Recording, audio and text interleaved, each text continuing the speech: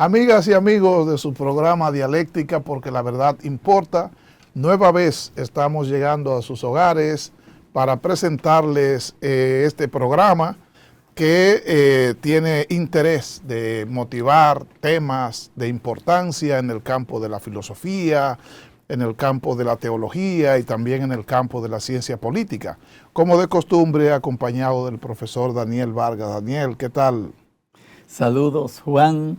También saludo a Julián, aunque hoy no nos está acompañando aquí, ¿verdad? Porque parece que está atascado en el camino. Vamos a esperar que pueda integrarse en el transcurso Ojalá del programa. que pueda llegar todavía, ¿verdad? Y acompañnos por lo menos en la segunda parte de Aunque no de es este muy programa. común que los domingos estén taponados, pero a veces sucede, ¿verdad? Claro, todo eso se da. Pero un saludo a Julián, donde quiera que esté, y ojalá que aún lo podamos tener aquí en el programa. Juan, hoy yo pienso que vamos a continuar, ¿verdad?, con el programa de la vez pasada, que despertó mucho interés. Realmente hay muchos comentarios y críticas y de toda índole. Muy bueno todo. Qué satisfactorio resulta para nosotros la retroalimentación que conseguimos de nuestros amigos. Por ejemplo, Bolívar, Bienvenido, Manny, Agripino, que son amigos nuestros, por ejemplo, de confraternidad, y cómo ellos asimilan y cómo siguen y cómo interpretan y discuten y nos ayudan a nosotros también a desarrollar las ideas, ¿verdad?, que estamos tratando cada semana con ellos. Es decir, que este último programa fue bastante interesante en ese sentido.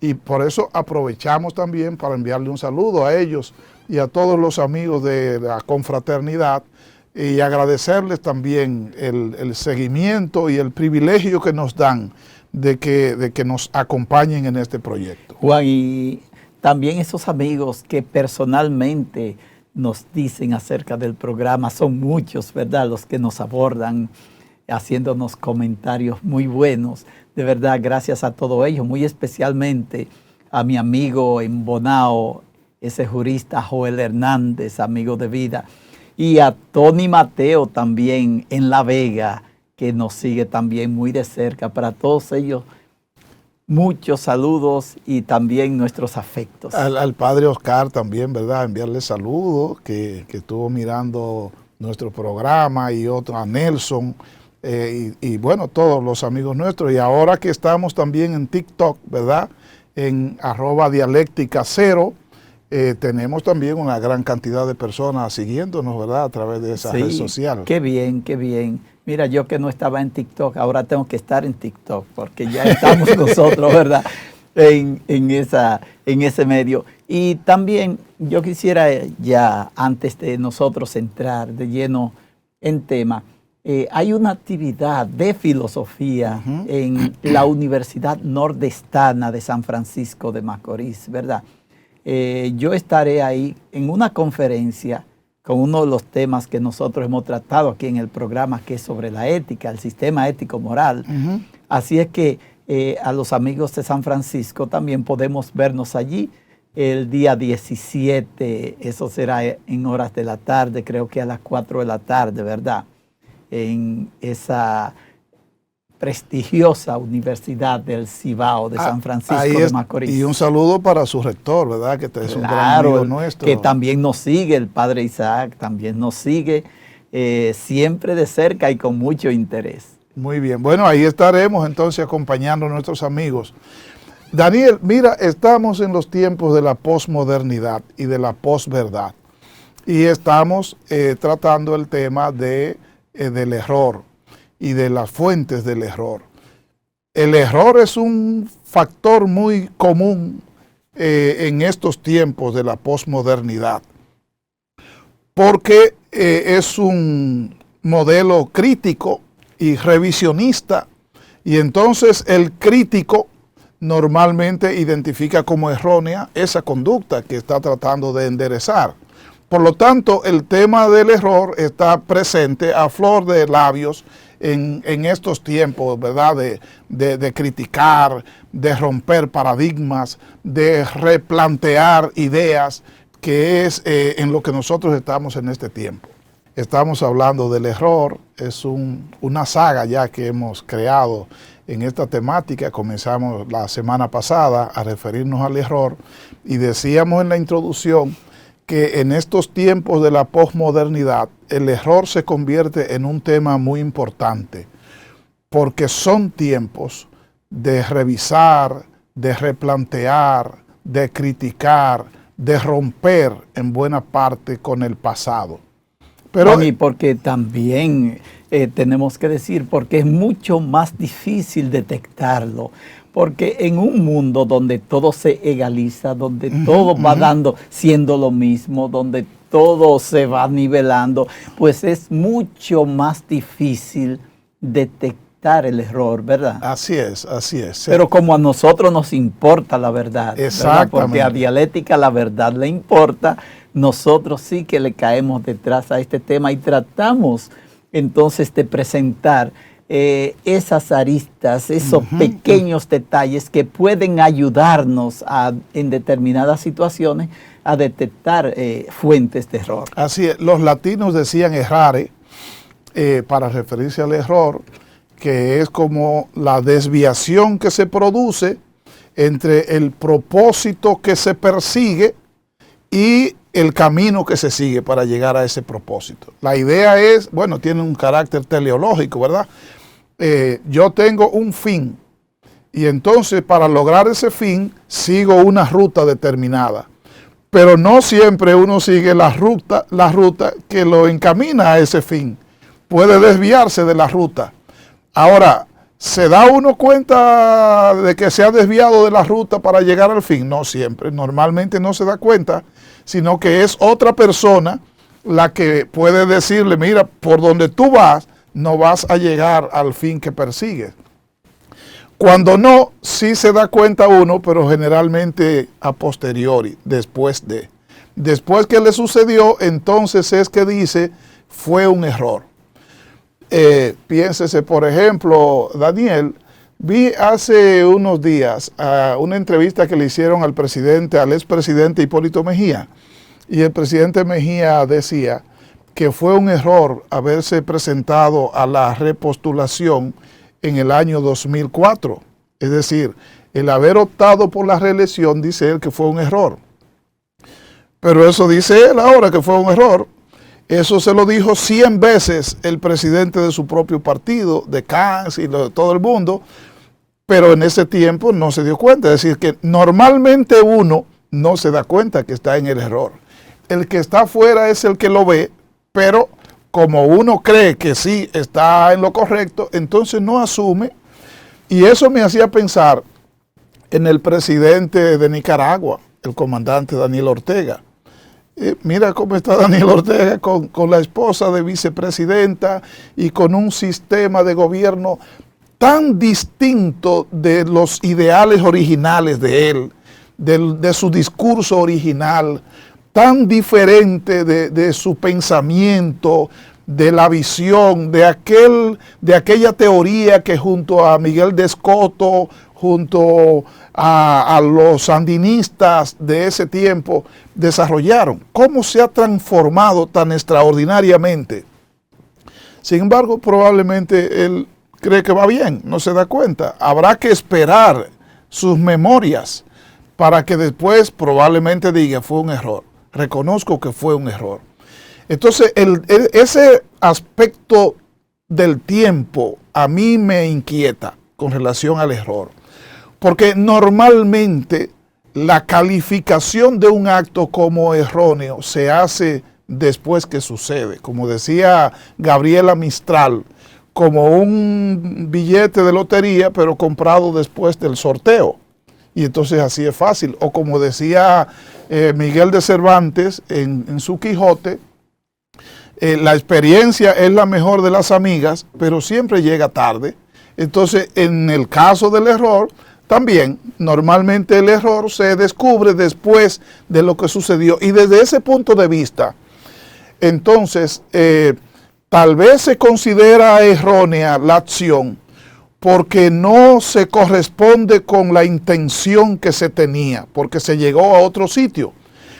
Pero es posible que aún mediante un error se consiga un resultado positivo, y cuando eso se da, la persona pudiera no verlo como un error, sí, no identificarlo como error. No se entiende mucho lo que estoy diciendo, pero la idea es, si el error se puede prever antes de llegar al final, o si necesariamente el error hay que esperar a que tenga un desenlace determinado para verlo.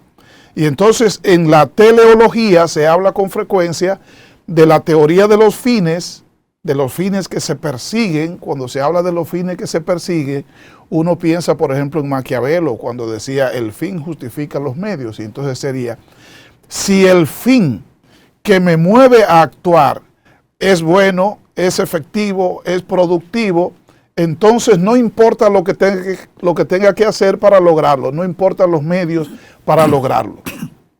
Pero también podría verse el fin como resultado, que es, si el resultado alcanzado con mis acciones es satisfactorio y bueno, entonces ha valido la pena los medios que he utilizado para llegar. Esa es otra manera de enfocar también el fin como resultado, que tiene entonces esas características, que es a lo que me he estado refiriendo, del carácter a priori y a posteriori del tiempo en relación con el error. En fin, el tema del error constituye un elemento sumamente importante por esos aspectos que he referido, porque el que comete el error no siempre se da cuenta de que lo está haciendo y precisa de otra persona que venga de fuera a decírselo. Pero al mismo tiempo, el que comete el error no está consciente de lo que está haciendo y por tanto normalmente no acepta que es un error lo que está cometiendo de parte de la otra persona, y en consecuencia se cierra como el caso del mito de la caverna. Si viene una persona de fuera y te dice, mira, eso que tú estás viendo es simplemente la sombra de una realidad, lo más probable es que no lo acepte, porque entiende que esas sombras son su realidad. Y eso mismo también sucede con el tema del error. Profesor Daniel, ¿qué te parece esa idea del error? Qué bueno, Juan, que tú traes incluso esa alegoría de Platón ahí, porque es exactamente... difícilmente las personas ven el error en el momento en que están insertos en él. Aunque venga alguien de fuera y le diga, no, es que no se van a dar cuenta. De eso es muy difícil. Claro, después por los resultados es que entonces se dan cuenta hacia dónde llegaron. Pero y es muy tarde. A veces muy tarde. Y si se tiene suerte, eso te conduce a algo positivo. Puede conducirte a algo positivo. Exacto, ¿verdad? Porque puede replantearse. Y mira, la fe cristiana nos lo pone muy, muy bien en esto, porque lo que dice San Pablo, que todo para el creyente, todo le sucede por bien, incluso el pecado. Mira, qué interesante, porque visto desde la fe, no existe el error, sino un camino de salvación, y el error es parte de ese perfeccionamiento al que nosotros vamos caminando. Mira, es una versión muy positiva, donde esas cosas, digamos, negativas, esas manchas que se van adheriendo, no son tan mal si uno se mantiene firme en la fe y trata de superarse siempre, ¿verdad? Bueno, ya que tú estás metido en fe, a propósito de eso del cristiano y de la Biblia, tú sabes que hay una referencia que dice que después de la muerte de Jesús, entonces como que se oscureció y que el velo del templo se rasgó y etcétera, y que alguien entonces expresó verdaderamente ese era el Hijo de Dios. Pero después que lo entregaron al Sanedrín, después que lo crucificaron, entonces sería como reconocer que fue un error haberlo acusado de tal modo, pero ya es tarde. Y entonces ese es el problema que tú mismo decías del error, que normalmente uno lo descubre después que sucede. Pero si el reconocimiento es verídico, de corazón, porque a veces se reconoce así, fue un error, pero uno no saca consecuencias de eso, ¿verdad? Ahí estaría el verdadero error. O como quien dice, el problema no es caerse, sino quedarse tirado y no levantarse. Pero si se saca las consecuencias de todo eso y se quiere llegar a un peldaño superior, pues valió la pena haber pasado por esa etapa. es la parte positiva de todo eso y que nosotros más tarde en este programa vamos a abordar con relación a la ciencia también, como el error conduce a un conocimiento más certero muchas veces, ¿verdad? Así es. Pero yo quería en este momento, ya que estamos hablando de este tema, hacer como esta anotación sobre los principios que nosotros hemos planteado aquí. Mira que no hay ningún tema de los que nosotros tratamos que no esté inserto dentro de los 5 principios. Nosotros estamos hablando de la verdad en este momento, porque el tema del error tiene que ver es con la verdad. No hay una temática que quede fuera de esas 5 perspectivas que son los principios ético-morales. Y estamos abordando realmente cuáles son las raíces del engaño. Y comenzamos planteando a Edward de Bono y 7, digamos, errores que son comunes a las personas muy inteligentes, a las personas muy listas, como la inteligencia les tiende una trampa y no permite que acierten en ese sentido. Llegan al desacierto, no dan con la verdad, diría él, o con el objetivo que se persigue. Habíamos mencionado 4 de ellas, Juan. Podemos mencionar una quinta, que es que las personas muy inteligentes a veces prefieren el pensamiento reactivo y no el proactivo. Sí. Es una de esas fuentes también. Tú sabes, el pensamiento reactivo es como la persona realmente es activa, pero con relación a datos ya terminados, a datos que le han ofrecido. Una persona, por ejemplo, que arma rápidamente un rompecabezas difícil. Bien, el rompecabezas es una reacción a un dato que se le da, pero él no está creando nada, no está siendo creativo, no está siendo proactivo. Pero a veces hay personas que se dedican a mostrar su inteligencia de esa manera o que pasan todo su tiempo solo llenando crucigramas, por ejemplo. Sí, mira, el día entero llenando crucigramas. Todo eso ya tiene su respuesta, solo hay que buscarla. Entonces, una inteligencia elevada debiera ser más productiva. Claro, eso es un entretenimiento bueno y también yo lo hago y me gusta, pero tiene sus límites, ¿verdad? Sus límites, pero es de personas que no utilizan verdaderamente su inteligencia y se dedican solo a este tipo de actividades que no les permite llegar más allá en su imaginación, más que a los datos, que trabajar con los datos que se le están ofreciendo. Tú sabes que Sócrates habló mucho del conocimiento y dentro de incluso una estructuración de pensamiento relativo al conocimiento, como de el que sabe pero no sabe que sabe y tal, hay un punto final en su planteamiento que es como del sabio pleno, que es la persona que sabe y además sabe que sabe, está consciente de la sabiduría.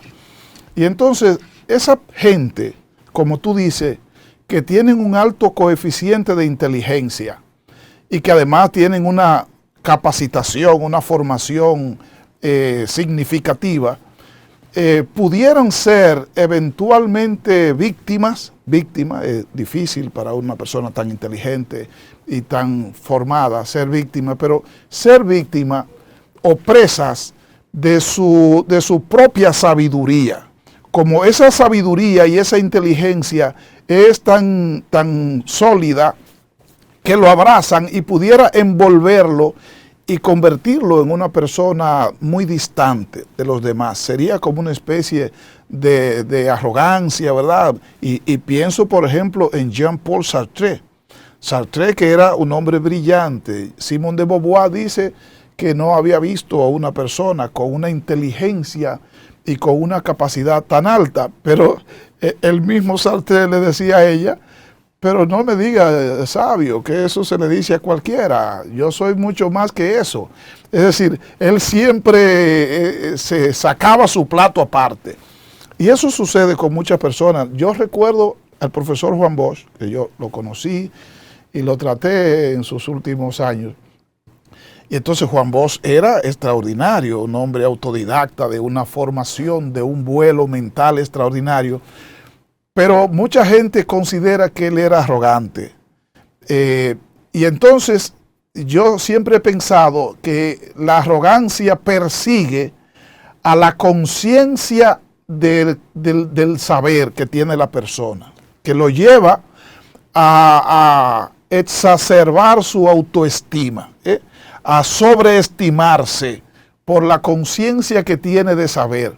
Entonces pareciera, y ahí viene la parte de la humildad, que conviene que aun cuando la persona tiene tanto conocimiento y tanta inteligencia, no se presuma de esa inteligencia y se maneje más bien con carencia de ese conocimiento, como pasa con Sócrates, ¿verdad? El gran ejemplo de Sócrates es ese, el yo solo sé que no sé nada. Y probablemente tú, que sientes que sabes tanto, eso se debe a que no te conoces a ti mismo. Por lo tanto, conócete a ti mismo para que veas que sí sabes, pero no sabes tanto como crees que sabes. Pudiera ser, ¿verdad?, la idea desde el punto de vista del pensamiento socrático. Eso como para referir esa actitud que tú referías de que la persona muy inteligente con frecuencia comete determinados errores, ¿verdad? Ese tipo de error. Y también otra trampa que le tiene la inteligencia es el querer sacar conclusiones muy rápidas, sin tener suficientes informaciones, sin tener suficientes indicios, sin tener suficientes noticias acerca de un hecho. La gente rápidamente saca conclusiones. Uno se encuentra muchas veces en los cursos con este tipo de personas, Juan, que sí, tú comienzas a dar una idea y de repente alguien te dice, por eso es que tal y tal cosa. Pero son inteligentes. Muy inteligentes, son de los más inteligentes. Pero uno dice, espérate, yo no he dicho lo que voy a decir todavía. Así Tú no es. tienes informaciones todavía para estar sacando conclusiones ya. Y nos encontramos a diario con este tipo. Son personas muy listas que pudieran aportar muchísimo, ¿verdad? Pero a veces si no se reflexiona acerca de la propia situación, ¿verdad?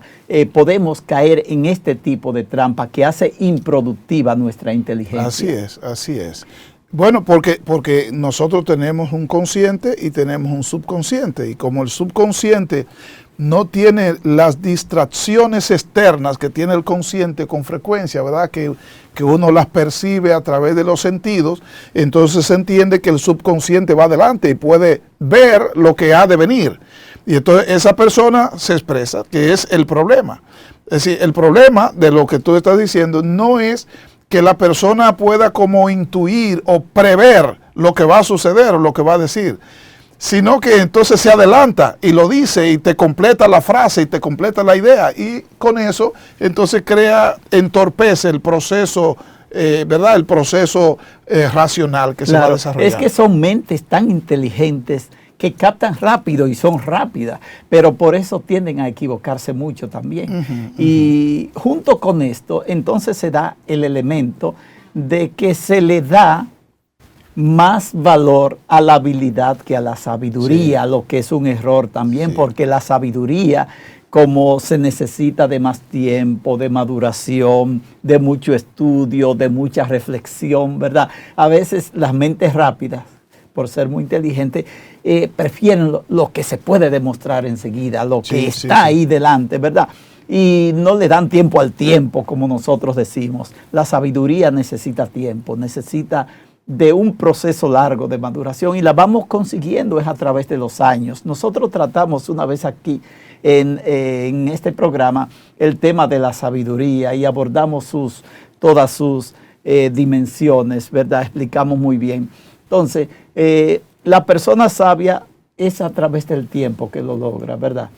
Claro, aunque al fin nadie es sabio, pero por lo menos se va adquiriendo sabiduría, porque como decía Pitágoras, yo soy un amante de la sabiduría, porque sabio solo puede ser Dios en ese sentido. Pero las destrezas y las habilidades, como tú puedes en cualquier sitio, en cualquier momento mostrarlas, a veces las personas muy inteligentes las prefieren, ¿verdad? Porque pueden mostrar sus grandes dotes, pueden lucírsela delante de los demás, pero es un error. Claro que hay que dominar destrezas y habilidades, pero no hacerla como el meollo del conocimiento, ¿verdad? porque la sabiduría es más productiva a largo plazo. Estamos hablando del error y de las fuentes del error. Hace un momentito estábamos hablando de las trampas que le tiende la inteligencia abultada en la persona y también el conocimiento significativo, exuberante en el individuo, que muchas veces entonces lo lleva a un error, porque por ejemplo se confía, hay un exceso de confianza que muchas veces cae el sabio y entonces termina cometiendo error. Pero no se puede dejar pasar. Cuando uno habla del error que comete el inteligente, bueno, entonces el error que comete la ignorancia, el ignorante, ¿verdad? Porque Sócrates, el maestro, dijo, la ignorancia es la madre de todos los males. Y entonces, si el inteligente comete errores, imagínate la persona que tiene un coeficiente de inteligencia más reducido, ¿verdad? O que tiene un nivel de formación más reducida, entonces comete mucho más errores. Porque el error tiene una peculiaridad y es que no es voluntario. Tú no decides cometer un error, sino involuntario. Es una ejecución que desarrollas incoherente en términos de propósito y de camino para lograr el propósito. Entonces se comete un error que aborta las posibilidades de llegar a ese propósito que se pretende y se convierte en un error. Juan, hay dos formas todavía de que yo siempre agrego a la que Edward de Bono pone, dos formas de las personas muy inteligentes aún caer en cierto error, lo que es caer en la unidimensionalidad, la persona unidimensional por un lado y la persona sábelo todo por el otro lado, el que opina en todo, el que cree que de todo sabe, no importa qué tema se ponga, pues ellos tienen algo que decir. Eso es un error de la inteligencia, porque a veces se aprende menos, porque tú quieres estar oyendo tu propia voz en todo y no escucha muchas veces a los demás. Pero la persona unidimensional es aquella que ve muy bien, como dice Baltasar Gracián, ve muy bien, pero ve la cosa por un solo lado. Ese lado que ve, lo ve perfectamente. Por eso ese tipo de personas, como no ven los demás lados, están muy aferrados a sus temas. Son personas que nadie los saca del tema. Por eso tú te vas a encontrar con personas que donde quiera que están solo te están hablando de religión, por ejemplo, y nadie lo saca de ahí y tú no lo sacas porque vuelven al tema de nuevo, o solo de política. Son hay otros monotemáticos. Otros que solo te hablan de política, otros será que solo te hablan de deporte. Tú dices, donde quieras lo tienen ese tema, porque es lo único que ven. Nadie puede quitarlo de ahí porque no tienen nada que decir en otra cosa. Por eso son aferrados y tienden a ser muy fundamentalistas en aquello que plantean, ¿verdad?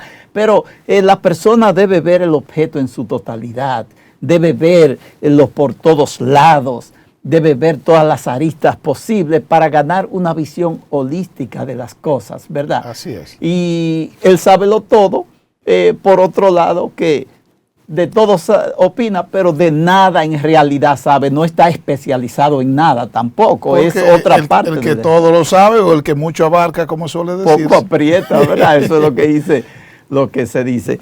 Bien, Juan, nosotros tenemos en medio de todo esto realmente las causas también que nos llevan a cometer errores. Sí.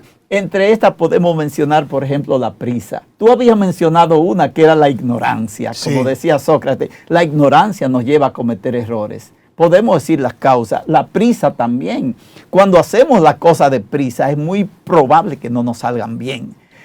Cuando tú sales de prisa de tu casa, que tienes una reunión, pero ay, ahora tengo que volver porque se me quedó lo más importante. Y ahora sí, que entonces el camino largo entre dos puntos fue la prisa. Ahora tiene que tomarte tiempo, el que no te tomaste para preparar. Por eso es que hay que tener cuidado con la prisa. Cuando a uno lo ponen de prisa, pensar, cuidado, porque la prisa es una causa del error. Debemos tomarnos nuestro tiempo como decía Carlos V, el tiempo y yo superamos a cualquier otra pareja, ¿verdad? Así es. O aquella legendaria que se le adjudica a Napoleón Bonaparte, ¿verdad? Vísteme despacio, que voy deprisa. Así es. Todos los pensadores se han dado cuenta de que la prisa es una de las causas que nos llevan a nosotros al error. Por eso, duda, sí. mucho cuidado, Juan, porque yo también una vez salí con un zapato marrón y uno negro por la prisa. Bueno, si eso lo hace un artista famoso, se convierte en una moda. Claro. Y entonces la gente también lo sigue, no siente que necesariamente sea un error. Tú sabes que hay una falacia que tiene que ver con eso, nosotros la referimos en programas anteriores. Aquí una vez se decía que el presidente Balaguer daba muchos datos, muchas cifras de inversión y de gastos, y siempre decía tantos millones con tantos centavos. Y entonces dijo un consejero, una persona muy de cerca del presidente Balaguer, que normalmente esos centavos que él mencionaba, eso lo creaba él para darle histrionismo a su discurso. Pero la gente, desde luego, que siempre, como tiene una imagen de que es una persona sabia, que todo lo conoce, nunca lo va a cuestionar. De modo que las personas no cuestionan eso. Y eso sucede con el paradigma. Que el paradigma no es cuestionado por la gente, porque la gente casi lo ve como infalible. Y bueno, los artistas crean modas que pueden salir de un error. Es posible que algo no salió bien, sin embargo la gente no se da cuenta que fue un error, sino que piensa que es adrede con un propósito determinado y lo asume y lo asimila. De hecho, se dice que hay grandes proyectos que incluso han salido de errores. Es decir, que ahí entra también un factor importante, que es causa del error con frecuencia, Daniel. Juan, pero yo quiero, antes que tú lo menciones, bueno. a veces lo que fue un error, los demás a veces no lo ven como error y tú puedes venderlo como una virtud. Puedes venderlo como una virtud. Por ejemplo, yo estaba una vez bailando, yo soy un buen bailador, ¿verdad? Salsa. Lo sabemos. Y dando vuelta una vez, se me cayó la pareja, pero lo hicimos, la levanto como si hubiera sido parte del show y todo el mundo aplaude. Eso fue en Alemania, ¿verdad? Claro, todo el mundo aplaude, pero es saber convertir a veces el error en virtud, en ese sentido, claro, y recuperarte de una situación. Así es. Para eso hay que tener cierta destreza también. E inteligencia. Sí, que tú claro. referías la inteligencia. La inteligencia incluye la prudencia.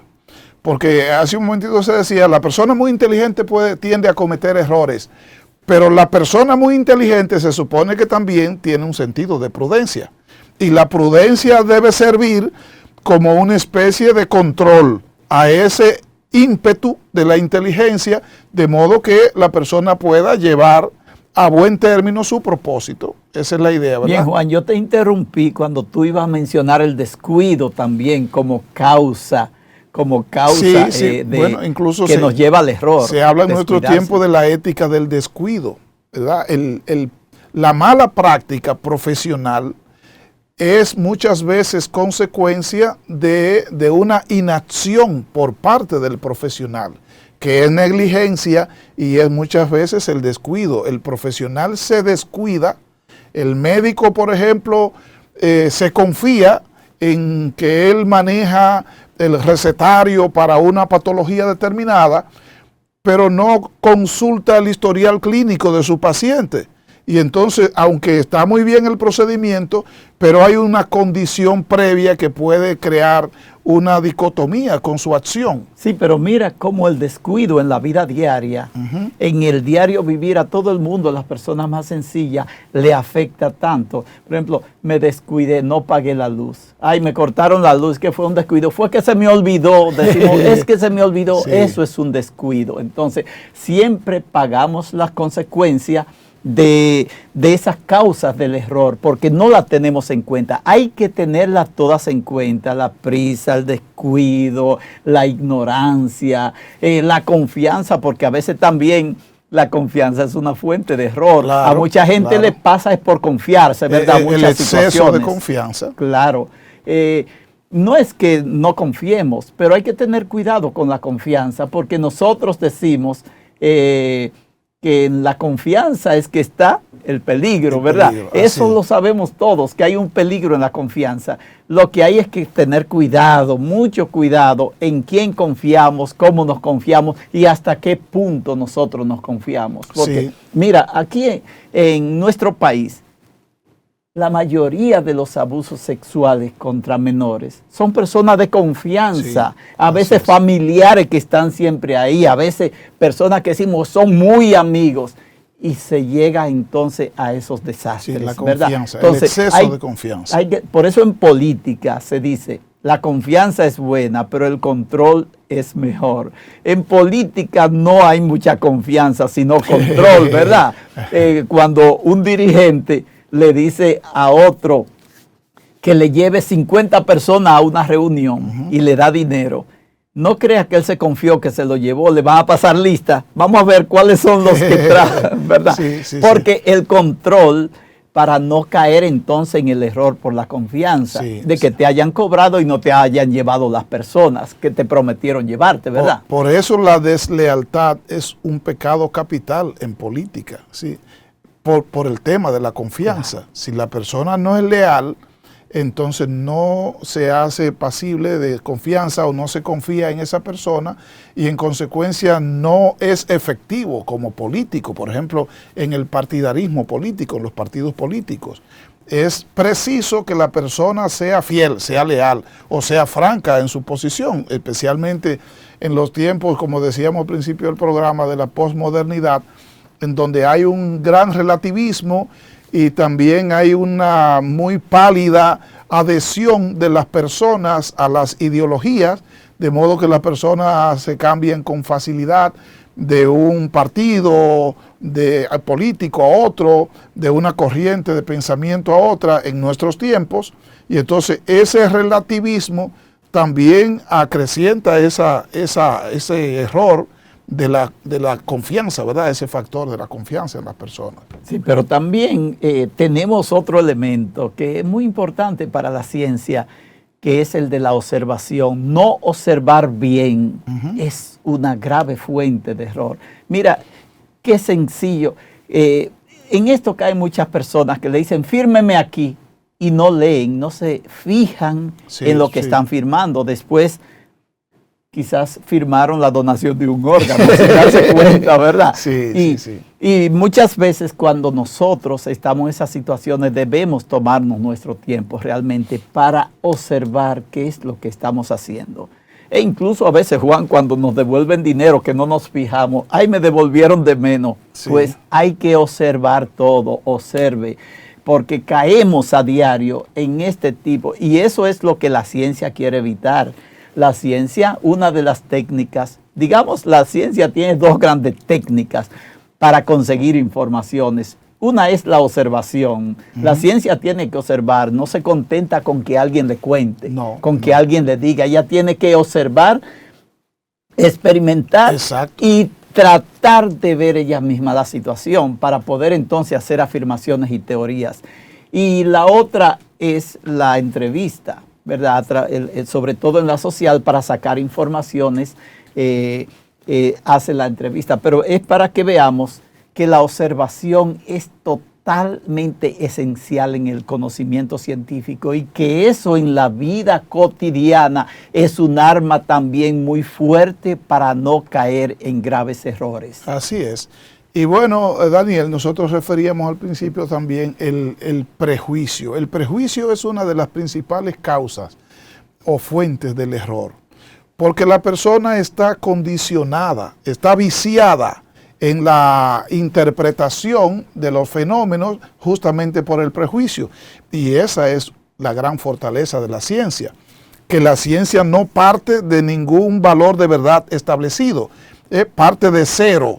Es la orientación objetiva, de modo que en ciencia el resultado siempre será proporcional con las causas. Claro, aunque opera con hipótesis, opera con hipótesis, pero esas son solo... Son guías. Son guías, simplemente, no la da ya por verdad, a menos al final, si se comprueban esas, pueden ser descartadas las hipótesis. Bueno, mira que muchas veces la hipótesis se sustituye por preguntas, porque se entiende que la pregunta no es ni verdadera ni falsa, no tiene un valor de verdad y por lo tanto el resultado de responder a esa pregunta ese es el que va a surgir en la ciencia. E incluso en el mismo marco de las hipótesis en la investigación científica se utiliza la hipótesis nula, que es la que se cuestiona sobre lo imprevisible que se ve en una investigación determinada, con el propósito de que el investigador no tenga verdades preconcebidas, sino que simplemente está buscando resultados. Muy importante esto, por ejemplo, en el caso de la investigación social, por encuestas, por ejemplo, o por el censo, o por cualquier otra de las técnicas de investigación social, que el investigador, con su método, solo está detrás de los resultados que se desprenden del objeto que estudia, sin importar valores establecidos o particulares. Es decir, el investigador no está buscando unos colores específicos, el investigador está buscando resultados y lo que resulte de su investigación, esa es la verdad. Por eso en ciencia y en investigación científica la verdad, como en dialéctica, importa. Siempre importa, es lo que importa. Hay dos causas que nos llevan al error también que quisiera tomar juntas, ¿verdad, Juan? Vamos a aprovechar. Sí. Aprovechar un poco que hoy nos van a dar un poco más de tiempo, ¿verdad? Para que podamos redondear el programa. Juan, que son hablar más de lo debido, es una fuente de error. Sí, a veces decimos lo que no debemos decir, decimos lo que nos perjudica a nosotros mismos en un momento determinado, porque no medimos nuestras palabras y nuestros discursos, ¿verdad? Hay que medir el discurso y las palabras, por eso las personas sabias prefieren callar en vez de hablar. Y también la reflexión, la falta de reflexión es una fuente de error. Bueno, las personas muy inteligentes caían en esa por no reflexionar mucho a veces y por ser rápidas. Entonces hay que tomarse espacios para reflexionar, para pensar en la esencia, en las consecuencias de aquellos que queremos y pensamos, ¿verdad? Hay que sacar tiempo para todo eso. Y esas son entonces la fortaleza de la vida. La persona que reflexiona tiene como una estaca firme en la tierra de la que poder agarrarse entonces para las acciones. Eso es de las cosas importantes. Bueno, el vuelo mental es esa capacidad que tiene la persona y que la tiene acrecentada la persona inteligente, ¿verdad? Cuanto mayor nivel o grado de inteligencia tiene mayor vuelo mental. Y es esa capacidad para ver más allá, para prever, para intuir, para descodificar los mensajes, por ejemplo, que le llegan a la persona. Y la inteligencia de esa persona con ese alto vuelo mental es la que debe llevarle entonces a controlarlo, porque como tú dices, si dice todo lo que le llega a la mente sobre la base de la gran cantidad de ideas que tiene y del conocimiento que tiene, entonces cae en exceso de comunicación y ahí viene el error, como tú dices. Ahí comete errores. Otra causa también que nos lleva al error es el dejarse llevar por las emociones y los afectos. Sí. Porque nuestras emociones y afectos deben estar dirigidos por la razón. Las emociones nos ayudan a vivir intensamente, ¿verdad? Hay que vivir las emociones, pero saber que somos seres de razón, no dejarnos llevar por ellas como un buey que anda tirando sus cuernos por todas partes, ¿verdad? Y nosotros debemos ser dirigidos también de manera racional en nuestras emociones, porque el desembocarnos nos conduce también a grandes desastres en nuestra vida. Creo que todos hemos vivido situaciones así, como a veces hemos caído en grandes errores por esa carga emocional con la que hemos tomado las cosas, ¿verdad? Sin mucho razonamiento. Tú sabes que la ética juega un papel muy importante a propósito de que tú hablas de razonamiento y de sentimiento. Yo suelo hablar con mis estudiantes de la ética como un punto equidistante entre la ciencia, que es absolutamente objetiva, y la moral, que normalmente surge de la espontaneidad y que tiene unas convicciones y unas apreciaciones, pero que necesita ser sometida a algún tipo de control. Porque si la moral, que algunos la relacionan, por ejemplo, con la religiosidad, el religioso suele verlo todo desde el punto de vista emocional y de los sentimientos y de la fe. Pero si él esa creencia o ese enfoque no lo deja permear por algún criterio de carácter objetivo, entonces, como tú dices, se va de cabeza. De modo que si la persona se lleva solo de los sentimientos, sin tomar en consideración el pensamiento y el razonamiento, entonces actuará solo en una dirección. Del mismo modo que si la persona solo se lleva del pensamiento y del razonamiento, entonces actuará en una dirección desconociendo la parte humana y la parte emocional del ser humano. Yo pongo el ejemplo del cajero automático y la cajera. Cómo el cajero automático responde a una programación fija y la cajera tiene la posibilidad de responder a una programación, pero también involucrar los sentimientos. Juan, pero ¿cómo nosotros podemos decirle esto a una jovencita, a un jovencito que se ha enamorado y que no está pensando en consecuencias negativas de nada, sino que solo está viendo el mundo color de rosa?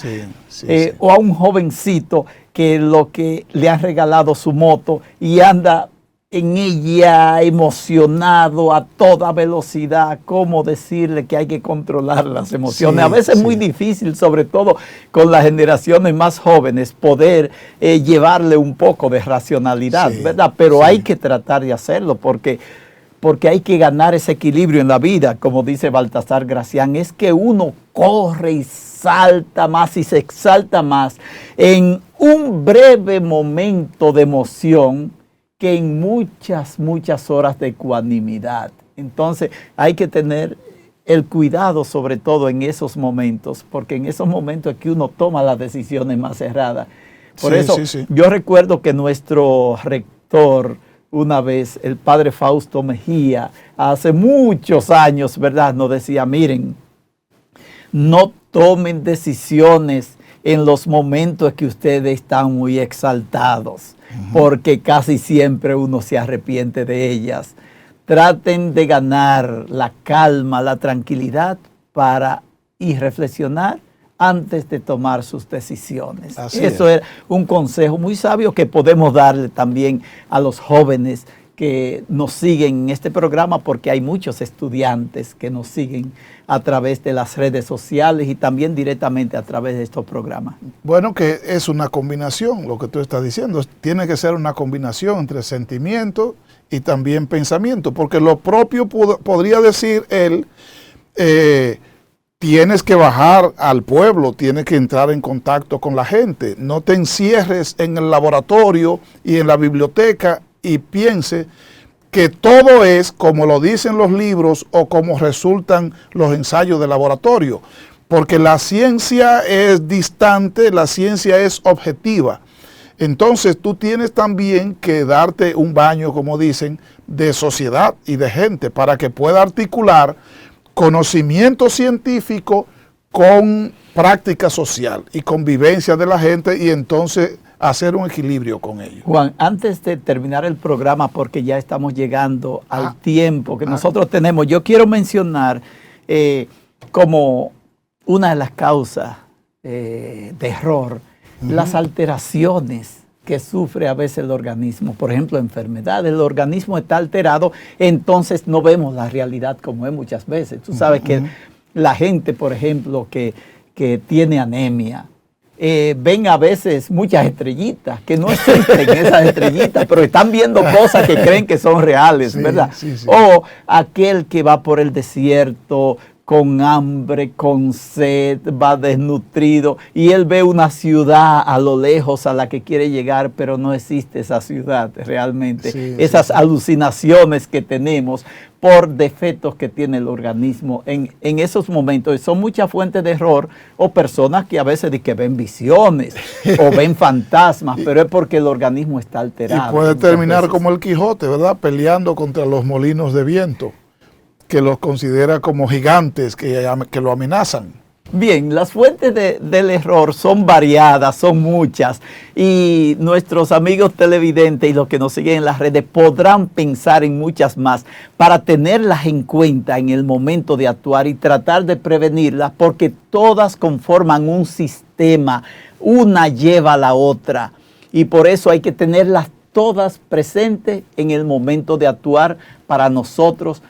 decididamente tratar de evitar en lo posible el error, aunque es humano y nunca podremos evitarlo del todo. Bueno, profesor, se nos ha terminado el tiempo, ¿verdad? Ya están haciendo señas que abandonemos nuestras cámaras individuales y nos concentremos en la común, porque ya llegamos al final de nuestro programa. Hemos llegado a ustedes a través del canal 101 y 1101 de Claro, a través del canal 46 de WIN y del canal 10 de Telecable Dominicano, y también a través de todas las redes sociales. Recuerden que estamos en TikTok en @dialéctica0.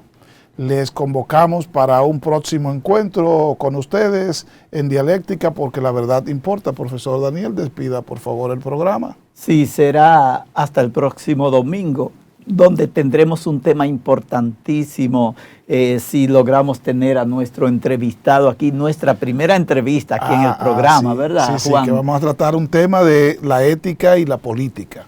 Traeremos entonces esa entrevista para que ustedes la sigan de cerca con un tema muy actualizado.